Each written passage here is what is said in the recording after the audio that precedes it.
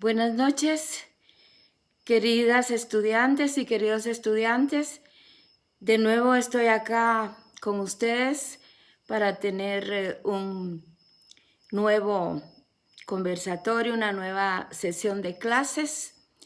Y recordarán ustedes que el miércoles pasado le dimos tratamiento a un tema también muy interesante que estuvo relacionado con la cultura política y la ciudadanía. Vimos para entonces que todo lo que va formando parte de nuestra cosmovisión, nuestro sistema de creencias, en general podemos decir que nuestra ideología tiene mucho que ver en relación a la formación de la cultura política y que luego cuando nos agrupamos con otros entes, según nuestros intereses, se va formando unos grupos ya mucho más particulares y eso es lo que va formando la subcultura política. En el tema que tenemos para hoy es la acción colectiva. La acción colectiva, que es el nombre técnico del tema, incluye dos categorías muy importantes que son los grupos de presión y los grupos de interés. Ahora bien, ¿por qué el estudio de estos grupos? Pues porque son elementos de intermediación entre la sociedad civil y las personas que nos están gobernando, es decir, las instancias de gobierno. Luego encontramos que el desarrollo de las sociedades están influidas por muchísimos grupos de toda naturaleza. En cuanto a la definición, encontramos que es toda organización social que comparte determinados objetivos y que trata de influir en la toma de decisiones gubernamentales sin pretender alcanzar pleno. Esta definición es tomado de Renzo Lautaro Rosal, orgullosamente un politicólogo guatemalteco. Ahora bien, encontramos que los grupos de interés son organizaciones en las cuales sus miembros comparten intereses comunes y deciden realizar medidas conjuntas en pro de la defensa de esos grupos. Ahora, hay una diferencia entre grupos de presión y grupos de interés, porque en el caso de los grupos de presión, su campo de acción es de carácter generalmente gubernamental, tienen intereses de carácter general y son entidades que generalmente inciden en las transformaciones del país. Por el contrario, los grupos de interés pues son de carácter más particular y buscan conquistas generalmente para esos grupos, como por ejemplo los gremios profesionales. Ahora, hay una diferencia también importante y esa diferencia es con los partidos políticos. El tema de los partidos políticos, ustedes recordarán que fue ampliamente estudiado, que en las clases presenciales también hicimos un estudio, diría yo que bastante exhaustivo, de la ley electoral y de partidos políticos. Entonces, encontramos aquí que con los partidos políticos también hay diferencias. Los partidos políticos tienen una regulación legal dentro de la ley electoral y de partidos políticos. Recordemos que los partidos políticos también tienen la obligación de presentar sus programas de acción, su declaración de principios. Y aparte de esto, hay una diferencia esencial y es que los partidos políticos sí buscan alcanzar el poder y mantenerse en ellos. En cambio, los grupos de presión y los grupos de interés no tienen este propósito fundamental que tienen los partidos políticos. Para efectos puramente didácticos, hemos elaborado una clasificación de los grupos de presión. Realmente en esta clasificación tomamos en cuenta diversos criterios para poder hacer esa diferenciación. Y posiblemente no los vamos a encontrar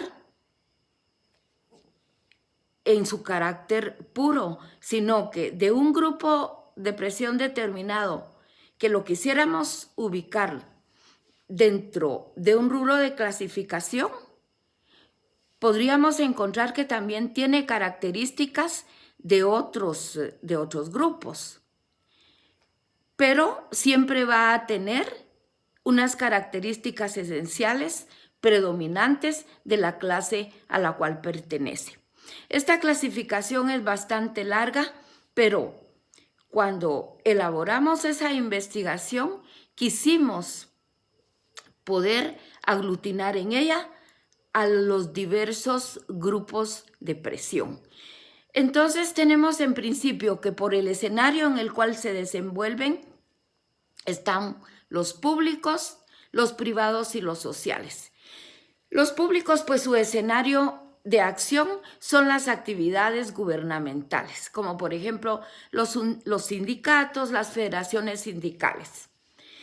Los privados son también ciertos grupos, pero que no desarrollan funciones de carácter gubernamental y entonces van enfocados más a la búsqueda de soluciones de problemas de grupos particulares y son esos grupos que van surgiendo de la misma sociedad civil.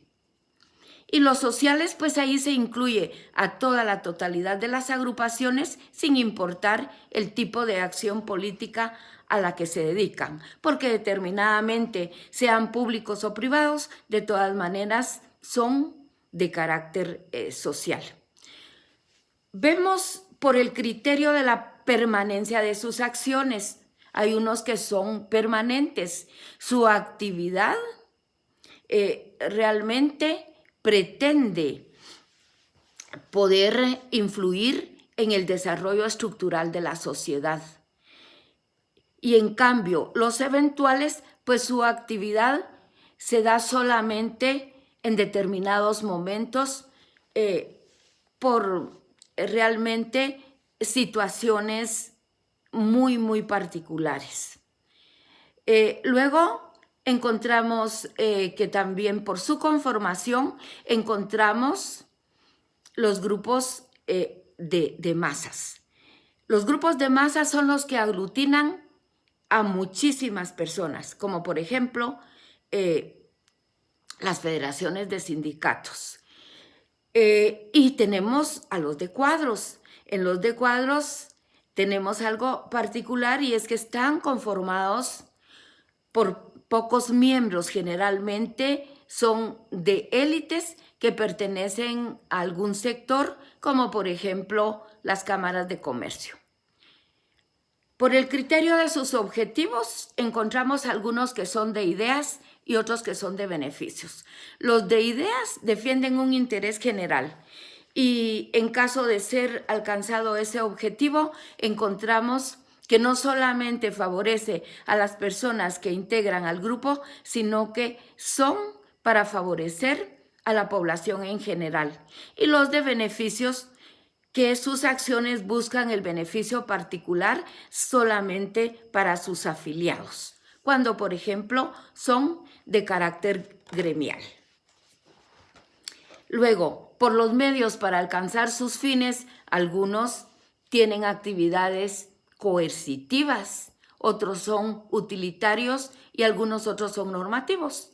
Los coercitivos, pues, utilizan medios físicos como medio de control y la utilización de amenazas y coacción. Pero recordemos que estas categorías también están contempladas como delitos de los catálogos de carácter penal en la mayor parte de países. Los utilitarios utilizan medios materiales y algún tipo de recompensa. Y los normativos buscan símbolos de aceptación y cuando consiguen esa aceptación de la sociedad, entonces sus acciones son muy bien vistas y son aceptadas. Por la generalidad de la acción, entonces encontramos también que tenemos exclusivos y parciales. Los exclusivos, su razón de ser es ejercer presión siempre que se evidencie una causa.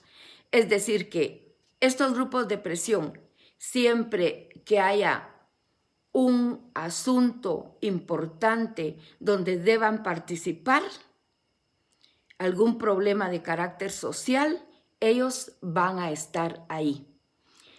Y los parciales, pues, solamente van a estar en momentos específicos, generalmente por exigencias del momento. Por el objeto encontramos que hay grupos que son promocionales o de causa y seccionales o funcionales. Son profesionales o de causa cuando defienden y promueven causas específicas. Podemos citar un ejemplo como los grupos de presión ambientalistas. Y así podríamos citar muchísimos ejemplos. Pero están los seccionales o funcionales. Su acción va encaminada a lograr ciertos intereses bien definidos de un sector muy particular de la sociedad. Por el ámbito territorial encontramos nacionales e internacionales. Nacionales cuando su campo de acción se desarrolla dentro del país del cual son originarios. Y son internacionales cuando su acción se extiende más allá de las fronteras del país de donde son originarios. Por la tutelaridad del beneficio obtenido, encontramos que algunos son directos cuando el beneficio es directo para la organización y son indirectos cuando prestan sus servicios a otros grupos a cambio de una contrapartida. Por la naturaleza del beneficio encontramos que hay grupos de presión de carácter material y de carácter moral, cuando lo que se pretende es obtener algo de carácter financiero, un mejoramiento de condiciones de trabajo o de infraestructura física, pues estamos en la categoría de los grupos de presión que son de carácter material. Pero son morales cuando se lucha por la promoción de valores de carácter moral o bien de carácter cultural.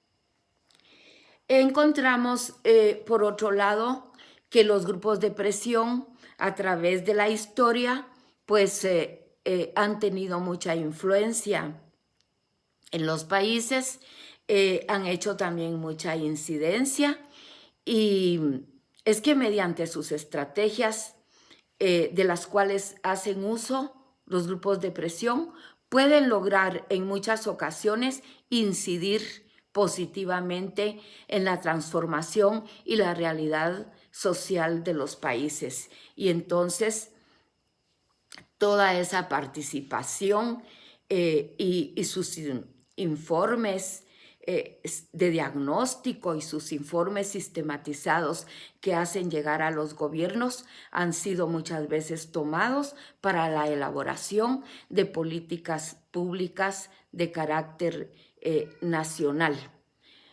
Entonces, podemos decir que es muy importante la existencia de los grupos de presión, porque no siempre van a estar en contraposición con los gobiernos de los países, sino que por el contrario pueden ser medios que sirvan para lograr algunos objetivos que el gobierno tenga que cumplir.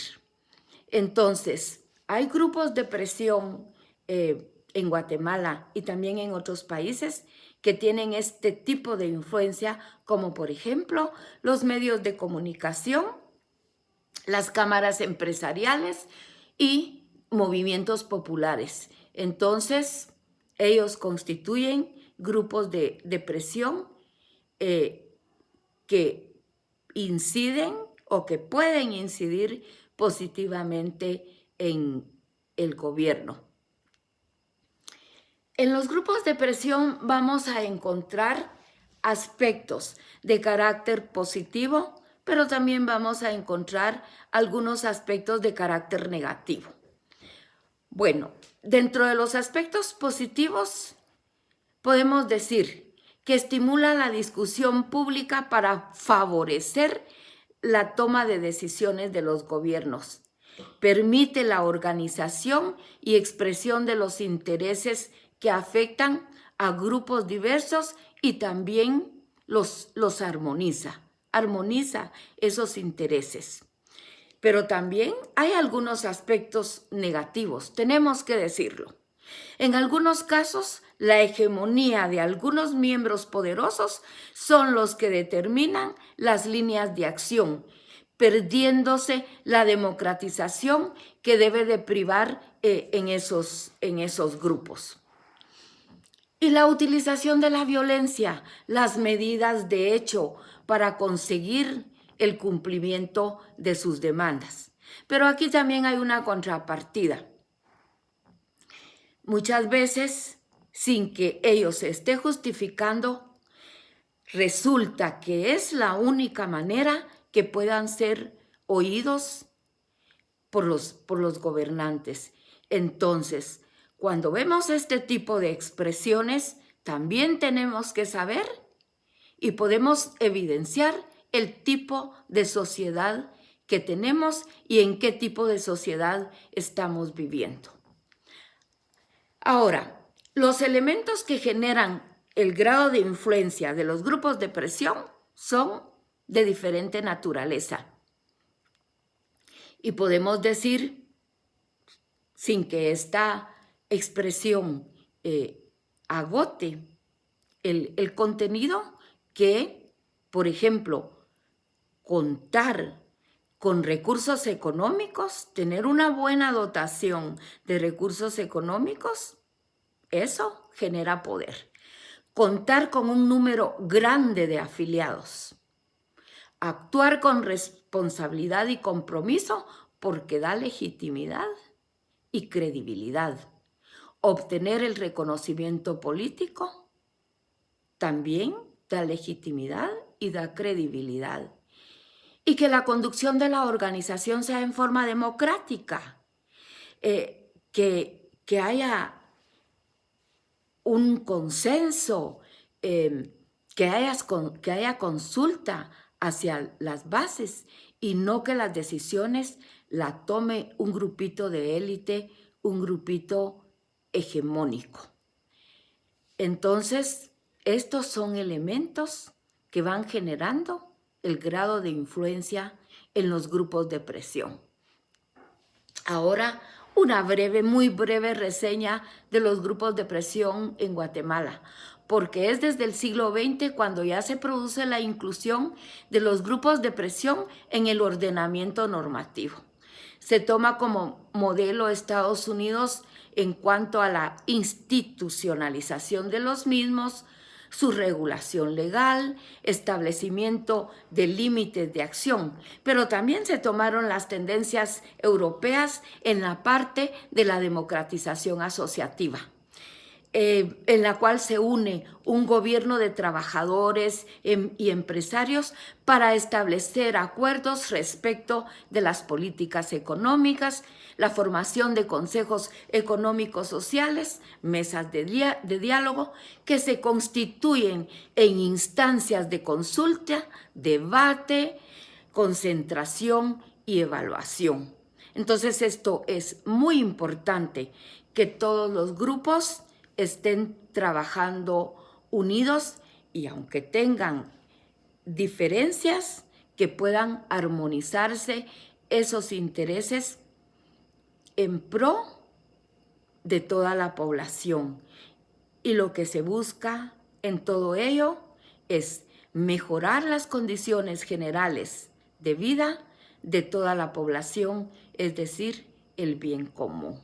La Constitución Política de la República de Guatemala establece en el artículo 34 el derecho de libre asociación y basados en ese precepto fueron reguladas las asociaciones con fines políticos en los artículos del 115 al 120 de la Ley Electoral y de Partidos Políticos, la cual sé que ya la tienen bien estudiada. Ejemplos típicos de este tipo de organizaciones en Guatemala son FENASTEC, FENACEP, las cámaras empresariales. El Ministerio de Trabajo aprueba los estatutos, reconoce la personalidad jurídica de organizaciones sindicales y asociaciones solidaristas de trabajadores, las cuales han considerado notablemente su número desde la promulgación de la Constitución de 1985, fecha en la cual se inscribe formalmente la democracia en Guatemala. En Guatemala, los grupos de presión, pues, también han aumentado su campo de acción y en algunos casos, aún cuando hemos dicho desde su definición y diferencia esencial que los grupos de presión no pretenden alcanzar el poder pleno, hemos visto que en Guatemala han surgido grupos que precisamente sí han querido alcanzar esferas de poder. Y efectivamente también la apertura democrática ha estimulado la participación de los grupos con fines políticos y al mismo tiempo han surgido grupos con intereses que nada tienen que ver con el bienestar de la población, lamentablemente. Ahora, encontramos otro tema que también está ligado a todos estos temas que ya habíamos venido estudiando desde el inicio del semestre. Y estos temas no están aislados entre sí, están interrelacionados y es la gobernabilidad. Realmente es un término relativamente nuevo, porque el término gobernabilidad hasta hace apenas unos 37 años se conoció. En 1983 lo utilizó el líder político uruguayo Wilson Ferreira Aldunate. En el primer encuentro para la democracia, convocado por el líder español Felipe González, y después, en 1985, en la Organización de las Naciones Unidas, se escribió una ponencia al Club de Roma que se había reunido en Santander, España, sobre gobernabilidad en un mundo de transición. A partir de esa ponencia, en esa conferencia tan importante, el término tomó tal carta de naturalización que el diccionario de la Real Academia Española lo incluyó dentro de los términos. Entonces podemos decir que de ahí tomó su carta de naturalización y ahora pues lo escuchamos con mucha normalidad y escuchamos con mucha normalidad hablar de gobernabilidad. La gobernabilidad, definiéndola, diríamos que es la razonable capacidad de mando, de conducción política y disciplina democrática que debe y pueden alcanzar las naciones. Pero para ello se necesita algunos requerimientos y estos requerimientos tienen que ser la acción del gobierno que necesita condiciones favorables de dos clases: al nivel interno en el aspecto nacional y a nivel externo en el nivel internacional. Porque cuando esas condiciones no se dan, entonces se hace difícil la gobernabilidad. Entonces es necesario la existencia de armonía y relaciones estables también entre el gobierno y los actores estratégicos. ¿Pero quiénes son los actores estratégicos?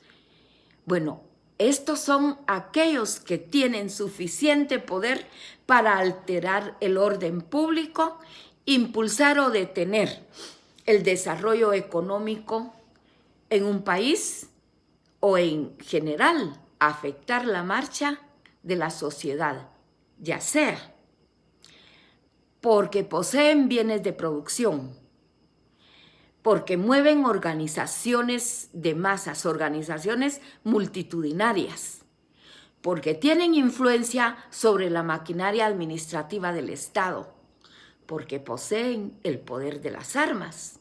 También podría ser porque poseen el poder del conocimiento o porque tienen el poder de la información y de la comunicación. Entonces, quienes tienen la capacidad de poder influir y alterar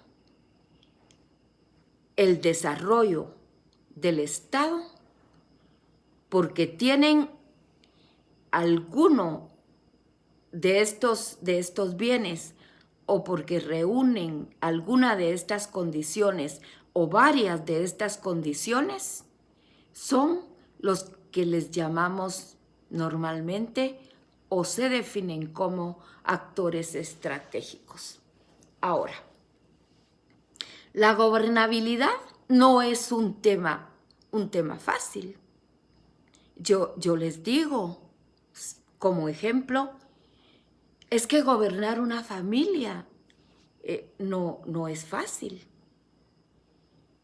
Hay tantos intereses diferentes en los miembros de una familia que a la jefa de familia, al jefe de familia, se le puede hacer difícil la gobernabilidad de la familia.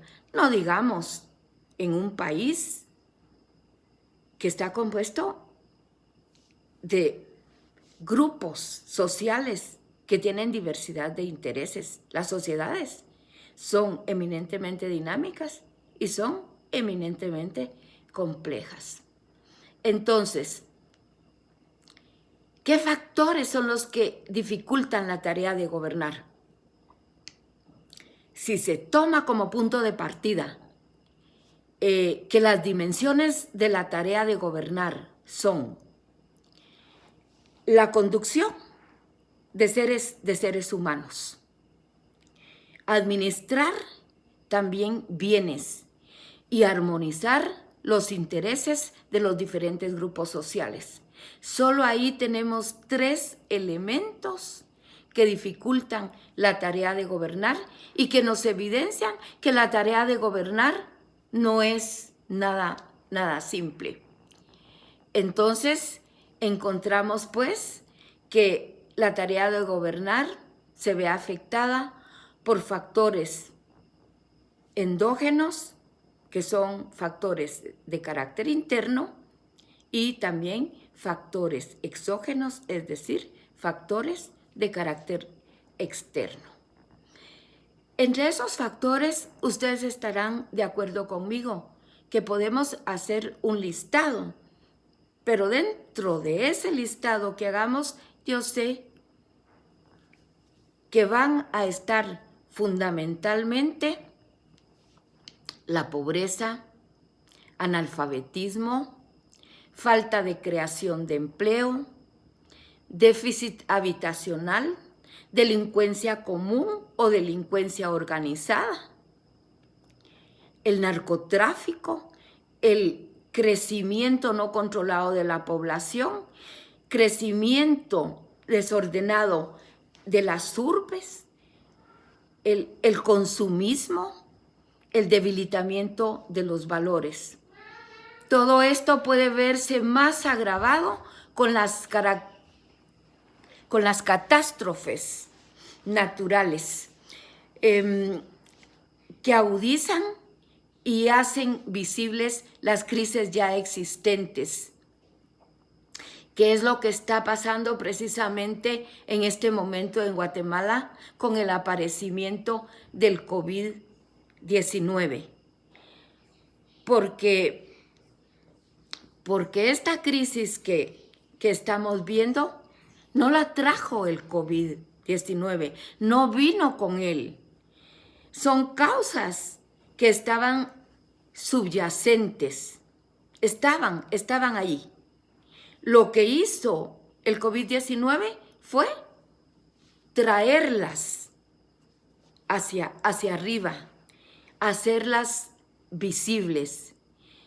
Y entonces ahora la situación de salud se complica con otra serie de factores y se agrava aún más la situación existente. Como efecto de falta de capacidad de respuesta a estas crisis, surge antagonismo entre gobernantes y gobernados, las necesidades de los grupos más numerosos de la población, de los grupos también más vulnerados, hacen que se manifieste su insatisfacción, la cual genera rebeldía, confrontación, y entonces la ciudadanía en general es a la que le toca vivir los efectos de la violencia y de la inseguridad. Los partidos políticos no han ayudado en lo que corresponde, ya que se han convertido en fines en sí mismos, cuando los partidos políticos son instrumentales, son medios que contribuyen a la democratización de los pueblos. En Guatemala se ha producido la atomización de partidos políticos. Hemos encontrado partidos políticos convertidos en empresas particulares o empresas familiares, el transfugismo, y todo ello no contribuye en nada a la gobernabilidad. El politicólogo Rodrigo Borja nos explica que otro de los factores que no favorece la gobernabilidad es la globalización, ya que muchos de los procesos económicos se escapan al control de los estados. Son otras entidades las que están decidiendo por nosotros y por nosotras, por nuestro país. El Fondo Monetario Internacional, el Banco Mundial, y toman decisiones y no nos consultan. Así que en ese sentido, pues vemos que la gobernabilidad es un tema muy complejo y es un tema que todavía lo tenemos en construcción y que no es tarea solamente del gobierno de la República de Guatemala, sino que es tarea de toda la sociedad. Con esto doy por terminado el tema de la clase de hoy. Y los espero para el próximo miércoles, en el cual estaré trabajando el tema de los acuerdos de paz y la agenda mínima de la USAC para el diálogo nacional. Es el último tema de nuestro programa oficial, pero de todas maneras estaremos siempre en comunicación por las vías que ya hemos establecido, vías que son de carácter virtual y que afortunadamente nos están dando muy buen resultado. Así que Les pido que se cuiden mucho para volvernos a ver y también que recuerden que estudiar es pulir la piedra preciosa que existe en cada persona. Así que hasta la vista en nuestra nueva sesión de clases.